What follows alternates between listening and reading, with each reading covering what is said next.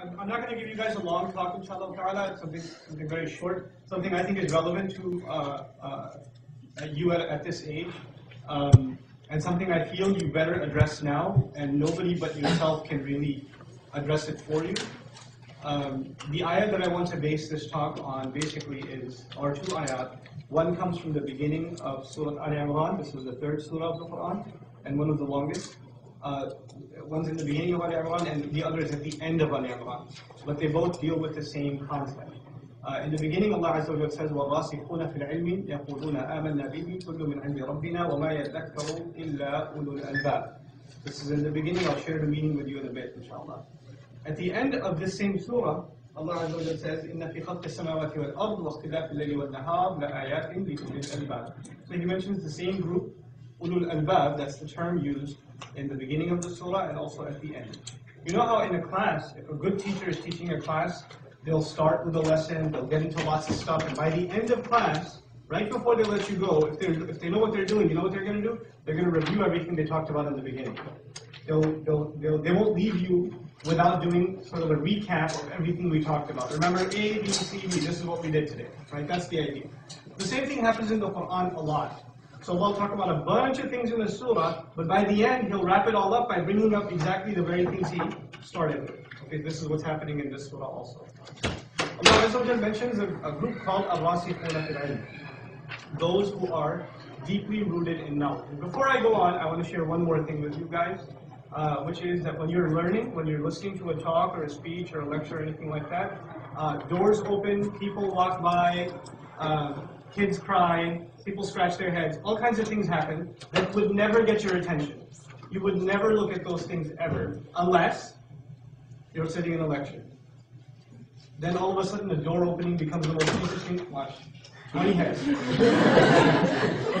Oh my God, it opens all the way. And you're going to walk all the way across the room and all the heads go that way, and go that way, right? So when you're learning, when it comes to learning, it takes very little to distract you. So much as a squirrel going up a tree. If you're sitting in college in your classroom and a squirrel goes up a tree out the window, 400 people like that, right? Even if they're PhDs. So try to avoid the temptation, and inshallah ta'ala, you'll become better learners that way. So what was I talking about before the door opened? Gotcha, good. Yeah, ulul albab, the people that are deeply rooted in knowledge. Allah talks about intellectuals, basically. Who is an intellectual according to Allah? Now, in our times, who do you consider an intellectual? Somebody who's really smart, somebody uses big words, a professor, a Rhodes Scholar, a PhD, a doctor, a scientist. These are intellectuals, right? So Allah gives His own definition of what's an intellectual. He says, آمَنَّا بِهِ كُلُّ مِنْ عِنْدِ رَبِّنَا. Those who are deeply rooted in knowledge, they say we come to believe in it being the Quran. That's the first sign of a true intellectual. The second, كُلُّ مِنْ عِنْدِ رَبِّنَا, all of it is especially from our Master. In other words, whether we get it or not, it's from Allah. The parts we understand of the Quran are from Allah, and the parts we don't understand are from Allah. We give our intellect up. We understand the limits of our intellect. Right? So the true intellectual is the one, the truly smart, the truly scholarly is the one who knows the limits of their intellect. That's the first thing. And then Allah says, وَمَا يَذَّكَّرُ التَّذَكُّرُ, which is actually a form of يَتَذَكَّرُ. This word in Arabic means to make an effort to remember. So Allah says, who's going to make an effort to remember it at all except, and then He mentions this group called ulul albab. And to be very coarse and rough in translation, I'll say the people that possess the essence, the people of pure essence. So who are these people of pure essence, and how do you become one? Right? That's the question. Allah says nobody makes an effort to remember truth and remember this lesson about who's an intellectual, who really is rooted in knowledge, except the people of pure essence. So when you go to the end of the surah, you'll find a definition of who these ulul albab are. In the beginning it says, you want to be deeply grounded in knowledge, you want to have these characteristics, become a person of pure essence. At the end, how do you become a person of pure essence? How do you become a person, if you want to use simple terminology, a clean mind, a pure mind? Okay? Because what we're learning here is you cannot become a person of deep thought until you become a person of a pure mind. That's the thing I want to talk to you about in the next 10 or so minutes. What does it mean to have a pure mind? And what does Allah define it as? The word lub, which is the root, the source word in al-Albab, is the word lub. Lub in Arabic means, aqlun salih. It means a good mind, khalisun min ash-shawa'ib, that's the key word. It's free from vanities. A sound mind that is free from vanities. And this is, if you don't remember anything from this talk, this is what I'd like you to remember. A sound mind is one that is free from, what was the word again? Vanity. Vanity. Useless thought. Useless knowledge. And we're living in a society, and in times, it's not even just in the United States, it's all over the world, where there's what you can call information overload. We're all Googled out. Okay, we have too much information. And information is being bombarded to us, left, right, and center, wherever you go. Messages are being pumped at you in advertising, when you turn the radio on, when you're flipping channels, when you're going through websites, banner ads, this, that, the other, sports statistics, characters in movies, how many seasons of what show, and what happened to that guy, and what they are, from video games to movies to news to everything else. There's tons and tons and tons of information is being bombarded at you, right?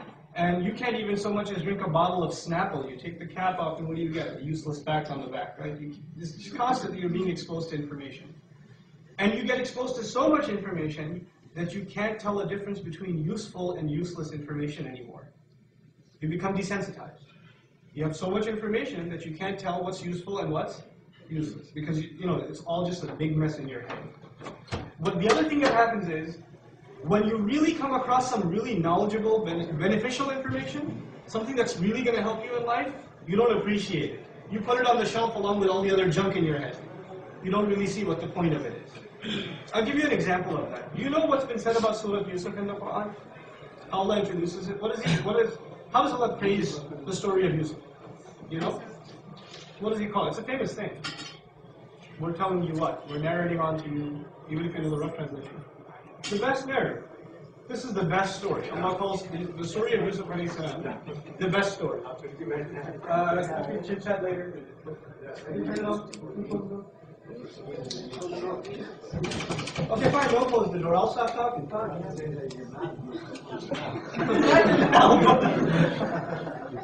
How does it make me feel bad? They don't even feel bad.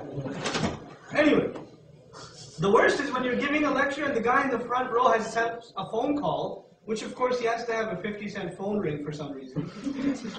First he lets it go for half the song, and then, when everybody head is going like this, then he picks it up and says, yeah, I can't talk right now, I'm in a lecture. Oh, what happened? Oh, really? And then you go for a whole conversation with him. So, be considerate to your audience. Anyway, so be considerate to a speaker. It takes a lot to speak, and if you guys get distracted easily, imagine the speaker. Right? They see a distracted, like, where am I? What am I doing? Okay. So what was I saying again? Aha, useless and useful information. Very good. Okay. So the story of Yusuf alayhi salam, Allah says it's the best possible story. I was teaching it at Sunday school one time, and you know what happened? One of the kids goes, no, it's not. I'm like, why? I'm not going to say, that's kufr, astaghfirullah, check your aqidah. He's in third grade. He said, no, it's not. I said, why isn't it? He goes, Dragon Ball Z is so much better. And he's telling me the whole history, how he went from Saiyan to Super Saiyan, and his hair went from blonde to yellow to green to whatever, right? And he came back to life in the dragon, and I'm like, yeah, that's pretty cool, man. That is pretty interesting. But Allah says what? That the story of Yusuf is the best story. But it might be hard to convince a child of that. They might be more impressed with their video game, the story, the plot in their video game, or the story they are watching in a cartoon show, right? Or a movie they saw. They thought that was an awesome storyline. So many twists and turns. So how do you explain that to a child, or how do you convince them even? You don't have to actually. Allah at the end of that, so remember how I said the lessons in the beginning and then the answer or reviews at the end? What happens at the end of Surah Yusuf? Allah says, لَقَدْ كَانَ فِي قِصَصِهِمْ عِبْرَةٌ. In their stories there are lessons, profound lessons, but for who? Not for everyone. لِأُولِي الْأَلْبَابِ. For the people of what? What is ulul albab? Pure minds that are free from what? Vanity. This kid's head is filled with vanities. And until his mind becomes pure, he's not going to see that this is the best story. Right? The fact that he doesn't see it as the best story is a proof that his mind hasn't been what? Hasn't been cleansed yet. It's dirt. It's full of garbage, fluff. You know, and this is stuff like, you know, mashallah. If you think it's hard to memorize Quran or it's hard to remember a lot of Islamic knowledge and you think that's impressive, it's not, because you guys know so much about an actor and how many babies they adopted, or you know what color they dyed their hair in what year, and you know so much about, you know, what happened in what episode in what show. You know so much about the sports statistics, some of you guys, right? Free throw averages and touchdown averages and how many playoff victories and how many years, you know, we have all this useless, absolutely worthless knowledge. And it's there to make small talk. In the end, the only reason we have this information is to make small talk with each other. Sometimes this useless knowledge is something about, it's something useful in and of itself, but we get obsessed with it, like cars or technology or the, you know, the new app or whatever it may be, you know. But our heads are filled with so much of this useless stuff. It's a testimony that it could have been fulfilled with useful stuff too. We just didn't want it to. We thought this was a better use of our mind. Allah gave us such an amazing thing, and it's being used for such junk. Right? The mind is an incredible thing. In a hadith, the Prophet says, "Ma khalaqa Allahu khalqan akrama alayhi min al-aql." Allah didn't create anything more noble than the intellect. That's what he says in the hadith. It's an amazing. This mind of ours is an amazing thing. And imagine how sad it is how it's being put to use. I went to this kid's house one time, and he was playing. I think it was Final Fantasy 9, 10. What's the new one out? You know? God, you guys got to keep up. Anyway, so they play Final Fantasy. This is a a role-playing game. It's obviously a Japanese game, and this kid's got like menu, sub-menu, category, subcategory, weapon, sub-weapon, which bullets to use, which monster gets hit with which weapon, and he's going through walkthroughs which are like 50 pages long on a website, right? It's like a whole course he's taking on playing a video game. And I remember, man, when in the early 1800s when I was playing video games, this is what a video game was. Bong. This was a video game. Now it's gotten so complicated. So much knowledge, useless knowledge, is necessary to even entertain yourself, right? Even with cartoons back in the early part of the last century, it was a cat running after a mouse. That was a cartoon. I got like Yu Yu Hakusho and all these complicated shows with these complicated cards. I used to teach at an Islamic school. These kids had cards. You ever seen those? They start with Pokemon cards and those other kinds of cards. Yu-Gi-Oh cards, right? Those things. And of course, they all have a different shaitan on them. And this kid's got that. And these kids, they watch this, they read this stuff, and they get lost in that world of these shows, right? So these two kids get into a fight, and he takes out one of his cards and he throws it at the other guy. And you know why he threw it at him? Because he was thinking, out of that card, a monster is going to come out and chop his head off, right? That's what he really started believing it. He got messed up in the head, this kid. Throwing a card at another guy, And that's funny, but it's also very disturbing. That this mythology and these weird, twisted, demonic, satanic beliefs have now become entertainment. My kids are just watching cartoons, right? But you guys are above that. Obviously, this audience, most of it is older than that. What's your big problem? Your big problem is the entertainment industry, music industry. And within that, the thing that's destroying your character, for you, even the minor problem is useful information. You know what the major problem for your age is? Overexposure to shamelessness. Shamelessness in how people talk to you, what kinds of things you hear in school, the kinds of language people use, vulgarity, foul language, disgusting things, the kinds of social networks you're involved in, and the kinds of pictures your friends post on them. These are the kinds of things, and movies, and the kinds of things that you're exposed to in movies constantly. It's not even once in a while. Every day, constantly, you're exposed to this stuff, and you know what happens to you? And at first, maybe you felt a little disturbed when you saw something shameless, vulgar. You heard some foul language. But you know what happens over time? You get used to it. That's the first thing that happens. And then what happens over time? You don't feel so bad when you use it yourself. And then what happens over time? You don't feel so bad when you do the very thing you were watching. You're tempted to do it yourself. Right? You're going from being a decent human being down to becoming an animal. That's really what's happening. An animal has no control over what it says. An animal has no control over what it does. It feels an instinct, it follows it. That's it. That's an animal. But Allah made us human beings. And you know what's the difference between human beings and an animal? It's the intellect. And in Arabic, the word intellect is aql, which literally means a means of restraint and control. If you can't control yourself, you don't even have intellect. And if you don't have intellect, you're not even a human. You're just an animal walking around in human form. That's all you are.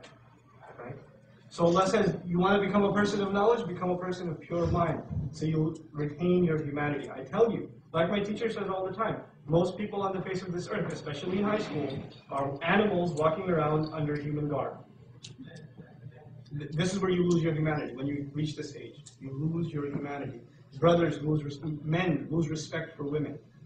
Women lose respect for themselves. You lose respect for society, your parents, the elders, wisdom. You lose respect for everything. You become what I like to call the whatever culture. Everything you hear, you know what your first response is? Whatever. How was the speech? Whatever. What do you say? Whatever. What do you think? Whatever. Your whole life becomes whatever. You're apathetic to everything. And you know why that is? It's a sign. That's the last thing I want to talk about, and I'm done, inshallah ta'ala. That's a sign of the ultimate problem. The ultimate problem isn't shamelessness. The ultimate problem is not useful information. Those are minor problems compared to the ultimate problem. You know what the ultimate problem is? Ego. That's the ultimate problem. You're obsessed with who? Yourself. You can't get over yourself. You're obsessed with how you look. You're obsessed with what people say about you. You're so egotistical, you become, that if somebody says something really powerful and amazing, you can't even, it's below your ego to show emotion. So you know what you have to say? Whatever. Even if you feel something on the inside, say, yeah, okay, it doesn't bother me. It's not talking about me. You're too hard. You're too, tough. You're full of too much pride to show that this has effect on you. But the people of real knowledge, when they heard knowledge, you know what used to happen to them? They used to cry their heart out. This is described in the Quran, and they fall on their face in sajda. They fall on their faces and they're crying. But you get so inflated with your ego. Your ego comes from how you look, what your status is, what people say about you, how popular you are, how good you think you look, how smart you think you are, how much money you think you have, what kind of car your parents drive or you start driving soon. Right? These are just symbols of ego, and you get inflated. And by the way, what was the ultimate problem of shaitan? How many haram things did he do? So he gets to be called shaitan. Right? Well, how many people did he kill or murder? Or what kind of crimes did he do that he gets to be called shaitan? Yeah, ego. He had an ego problem. Why him? What's this guts? Clay, man. Fire right here. He said whatever. Basically. That's what he said. Make sajda, whatever. Right? That's the ultimate ego problem. So whose footsteps are we following? Allah says, وَلَا تَتَّبِعُوا خُطُوَاتِ الشَّيْطَانِ. And guess what? That's the biggest problem of our youth today. Yourself. How about I don't care? That's very well said. I don't see this apathy, this distancing yourself from emotion, responsibility, distancing yourself from actually even your own self. This is actually a deeply spiritual problem that is faced by our youth. And when that happens, it's easy for you to turn to an animal. That's really what's happening. And you aren't being told that enough. You're not being told that enough. Nobody's there to tell you, listen, your friends are turning you from a noble human being into nothing more than an ornate animal. That's what they're turning you into. So you need to change your company. You're not being told that enough. And so the people around you are your destruction. So, and that's really what I wanted to get at in the end, inshallah. There's three major problems I brought to your attention. One was useless knowledge. That's what I tried to bring to your attention. The second was overexposure to what? Shamelessness in speech, in company, in things you see, and being desensitized to that. And the third is basically the root of all of this, which is a problem of ego. That's really these three things. Now, this is supposed to be a verse on the Quran. So the last thing I want to tell you, remember I said the people of a pure mind, Allah defines them at the end of Ali Imrane. So what does He tell us? Basically, He tells us two things they do. الَّذِينَ يَذْكُرُونَ اللَّهَ قِيَامًا وَقُعُودًا وَعَلَى جُنُوبِهِمْ وَيَتَفَكَّرُونَ فِي خَلْقِ السَّمَاوَاتِ وَالْأَرْضِ. And that's it. He just tells us two things about these people that you need to know at the heart of it. He said these are people who remember Allah all the time. When you remember Allah all the time, you are remembering someone who's greater than yourself. Right? And the more you remember His greatness, the more it reminds you of what? How pathetic who is. You are. It keeps your ego in check. And the more egotistical you become, the more it's a sign of the fact that you don't what? Don't remember Allah. If you were really remembering Allah all the time, you wouldn't have time to be obsessed with your ego. You'd be obsessed with Allah and His magnificent power in creation. You'd be humbled by it all the time. So the first solution to a person with a pure mind is they remember Allah. And then anything that takes them away from remembering Allah, they see that as an enemy. So it's, if your friends take you away from remembering Allah, if it's your laptop that takes you away from remembering Allah, if it's your iPhone that takes you away from, I have an iPhone, it's okay. But it's, right? iPod, fine. iPod Touch that takes you from remembering Allah. If it's your PS3, if it's Grand Theft Auto 57, whatever, right? If that takes you away from remembering Allah, then that's what's turning you into an animal. And actually more like a zombie when you're playing this video game, right? Allah describes the heedless as cattle. They're like cattle, they're even worse. Look at a kid playing video games. Don't tell me they don't look like cattle. That's all they're doing. Now Allah compares them to cattle because cattle has no idea what's going on around it. You know that? A cow has no idea what's up. A car could pass by on the highway, won't even look up. Now watch somebody who's playing video games. There could be a fire in the house. That's all that's going on. They're turned into cattle, even worse. Even worse. Even worse, because the cattle, at least it's naturally that way. You were given reflexes. You were made aware. You became worse than subhanAllah. So, I mean, I don't want to give you a complicated academic lecture. I just wanted to bring forth concerns that I see are the primary concerns for youth, inshallah ta'ala. I just wanted to share with you a heart-to-heart. I don't claim that I'm above these problems. I probably had similar or worse problems when I was your age, but nobody was there to tell me. Nobody was going to say, man, you're messed up. You need to become human. Stop being an animal. Really. When you use a lot of cuss language, don't think you're all hardcore because you can curse. I can curse better than you. But the fact that I hold myself back, you know what that means? I'm more human than you are. That's what that means. And you're less, because you can't control what? You can't control your tongue. So may Allah Azza wa Jalla make all of you decent human beings. May Allah Azza wa Jalla help you protect your humanity and make you good to your families and obedient to your parents. May Allah Azza wa Jalla make you people who actually care and don't take an apathetic, egotistical approach to everything in life. Allah Azza wa Jalla make you identify your real priorities in life, especially when it comes to avoiding all forms of shamelessness. And secondly, taking care of your parents and being respectful to them. So I'd like to share with you exactly. Do we have a Q&A session? Do we have a Q&A session? No, right? No questions, right? Can I voluntarily initiate one? Is that a question or a comment? Okay, go ahead. Well, I was just wondering because I thought it's important for maybe you could advise us. How can we deal with those instances when we see individuals who are full of this, like you said, useless knowledge? Like, for instance, you have a movie star, but they're going and adopting people from Africa, and you have like a football player probably getting into a lot of charity, or you're listening to music, and there are instances. What I'm trying to say is that a lot of times what really deviates us is this mix between the good and bad. How you find the good and bad and both in one place, and that starts blurring in our mind. That fine line that Allah subhanahu wa ta'ala draws between right and it's actually very, I'm really happy you asked that question. I gave khutbah about that yesterday. The Quran says something really peculiar. Really peculiar. You have to pay real attention if you want to understand this, okay? A number of times in the Quran you find the phrase, وَزَيَّنَ لَهُمُ الشَّيْطَانُ أَعْمَالَهُم. Shaitan beautified their deeds to them. The word amal in Arabic doesn't just mean deeds, it usually implies good deeds. It doesn't imply deeds, mostly it implies good deeds. If the evil deeds are mentioned in specific, we find the word su'u amali, the worst of their deeds, or evil forms of deeds.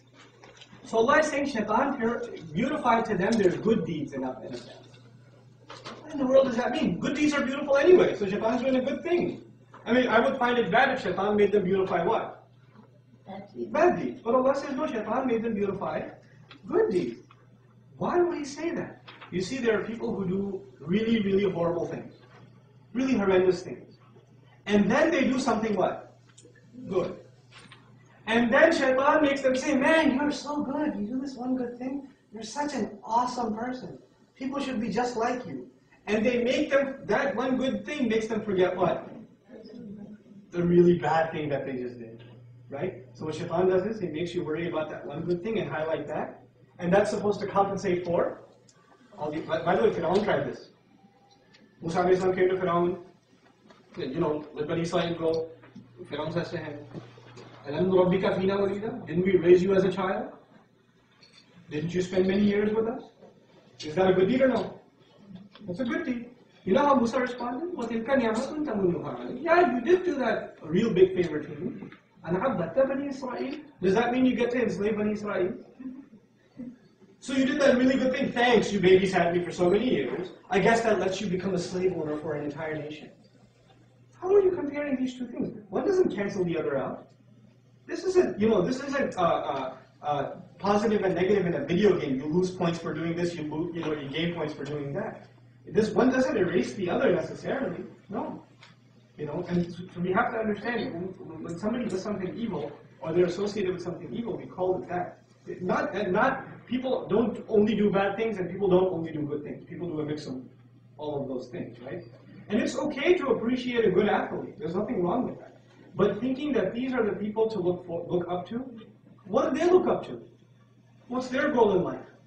Once this guy loses his knee in an accident in a basketball game, is he still going to be your hero? All that. What did you look up to? How high you can jump? That's it. That's, you know. So you're basically only looking at things that are less than. I come back to the same point. Less than human, less than decent. You know, these are, anybody can do that. But look up to someone who makes you an awesome person. Which is why I didn't say this advice before, but I'll say it now. I'm ranting now, but find older people to be friends with. It's good to have older friends. They're more mature than you. They're smarter than you. They can tell you when you're acting stupid. Friends your age make you dumber. Seriously. Friends older than you make you smarter. Yes? I'm just looking at the things that you said, that the shaitan would make us with one good thing and highlight it. And with this thing, would the shaitan make us arrogant with this one? And yeah. Forgetting that, okay, arrogant and happy with it. That's the lesson, maybe it's, which is takes the shaitan away from Jannah. Yeah. Arrogance. It's the first sin. God doesn't even take the shaitan away. But nobody else has a question, right? And everyone is waiting on. Yeah. I made him listen to me. It's not right. Yeah.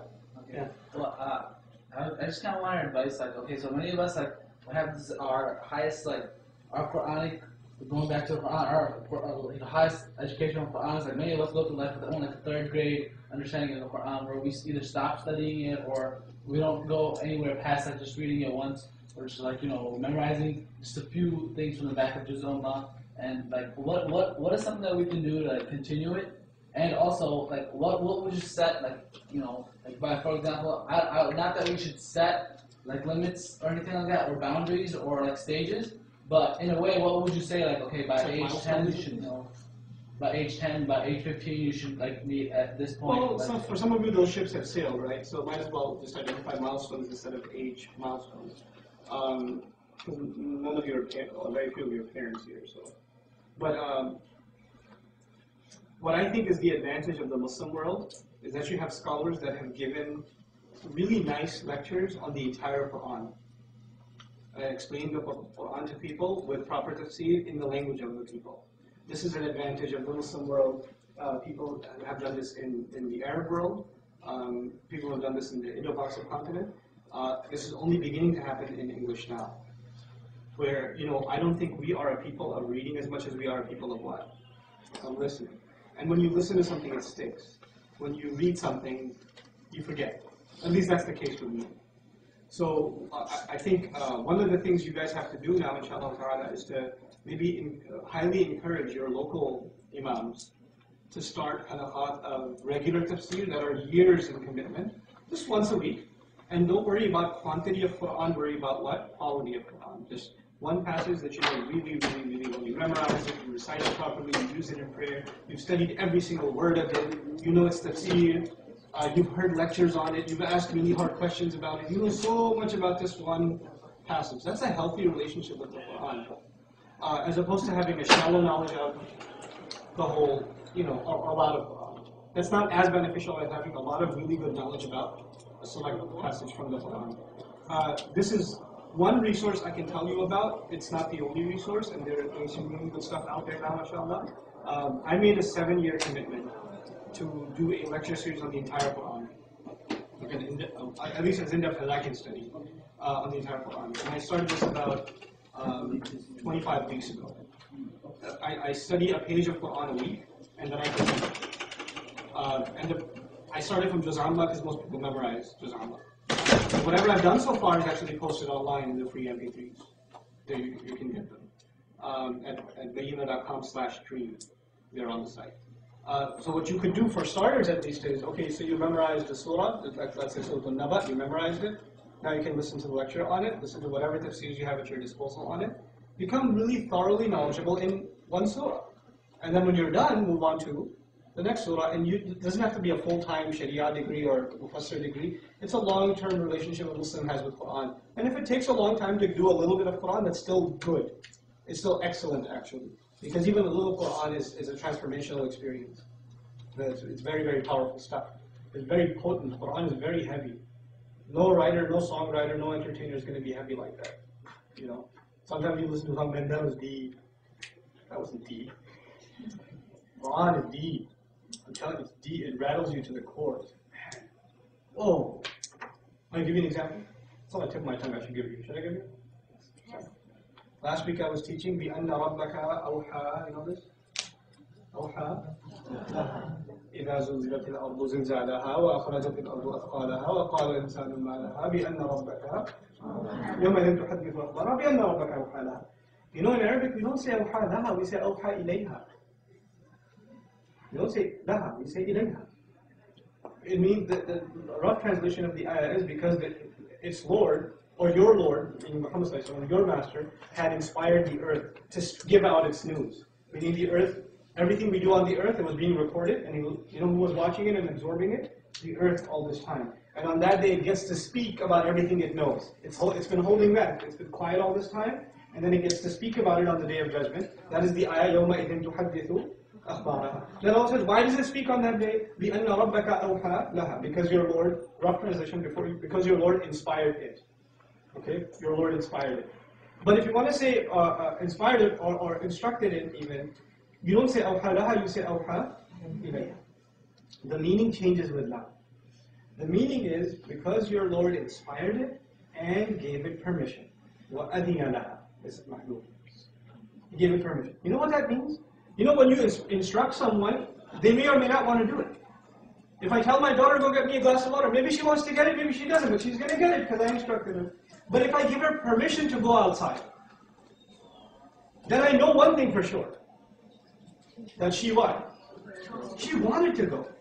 What we learned from that lab in the ayah is the earth wanted to speak all this time.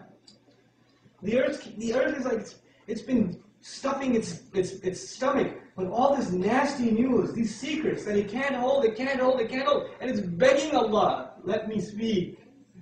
Let me speak. There's too much, I can't take anymore. And then finally Allah says, go ahead. So we're learning that the earth is very impatient with us. It's holding back. The only thing holding it back is that Allah hasn't yet given it permission, but it wants to. You know, and it's going to regurgitate on that. SubhanAllah, just with that, man. It's deep, man. Stuff is deep. You just sit there and you go, whoa. The way you walk the earth now changes. You take it easy. You know, it changes your attitude. It's heavy stuff. So I mean, if you become a student of Quran, inshallah ta'ala, it's really, and then your mind is thinking about this stuff, and now you have no time for vanities. And it's becoming a person of pure mind. Allah make us of those people, inshallah. I'm not going to answer any more. Please don't ask me.